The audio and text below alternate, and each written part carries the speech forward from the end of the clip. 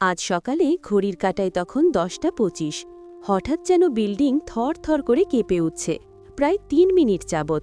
মনে হচ্ছে বিল্ডিংটা যেন কোনো দানব ধরে নাড়া দিচ্ছে। আমি তো ভয়ে কাঁপছি যে আমার সাথে কি হতে চলেছে, বুঝে উঠতে পারছি না যে আমার সাথে কি ঘটনা ঘটতে চলেছে। এভাবে বিল্ডিং নড়েছে, তখনও বুঝতে পারিনি কি কারণে এমনটা হচ্ছে। আমি এটা স্বপ্নে দেখছি না তো? তারপরে আমি হঠাৎ উঠে বসলাম। তখনও দেখি থর থর করে খাট ও আমার সারা শরীরও বিল্ডিং কাঁপছে। মাথাটা ঠিক রাখতে পারছি না, ভয়ে যেন হার্টবিট বেড়েই চলেছে। তার কিছুক্ষণ পরেই দেখলাম আস্তে আস্তে স্বাভাবিকের দিকে চলে আসলো। তখনও বুঝতে পারিনি বিল্ডিং কেন থরথর করে কাঁপছিল, কেন আমার সারা শরীর কেঁপে উঠল। কিছুক্ষণ পরেই আমি দৌড়ে পাশের রুমে গেলাম আমার ভাগ্নিকে দেখার জন্য। গিয়ে দেখি ও রুমের ভেতরে নাই। আমি দৌড়ে গেটের বাইরের দিকে যেতে দেখি নিচের দিকে তাকিয়ে 2 তলার সিঁড়িতে পড়ে আছে।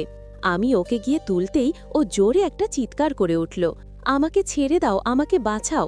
আমি বললাম, এই কি হয়েছে তোর? সে আমার দিকে তাকালো, দেখি তার চোখগুলো লাল টকটক করছে। ভয়ে ওর হাত পা ঠান্ডা হয়ে এসছে। আমি বললাম, কি হয়েছে তোর? সে বলল, আমাকে জিনে ধরেছে।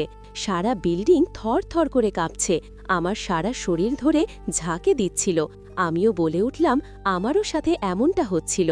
তখন আমি বুঝতে পারলাম যে এটা আর কিছু না, এটা হচ্ছে ভূমিকম্প। আগের তুলনায় একটু অন্য রকম ছিল।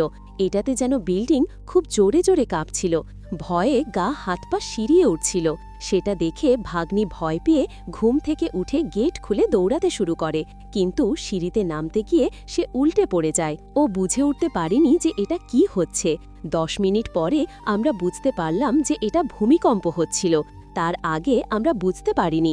আগের তুলনায় এবারের ভূমিকম্পের রূপটা ছিল ভয়ম্বরতা খুবই বেশি ছিল। আমাদের সাথে ঘটে যাওয়া আজকের ঘটনা। তোমরা সবাই সুস্থ থাকো, ভালো থাকো, সেই প্রত্যাশা রইল। আবারও নতুন একটি ভিডিও নিয়ে তোমাদের মাঝে হাজির হব।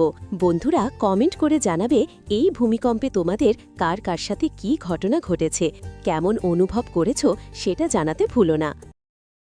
লাভ গোলস লাভ চ্যানেলটি সাবস্ক্রাইব করে পাশে থাকা বেল আইকনটি অন করে আমাদের সাথে থাকুন।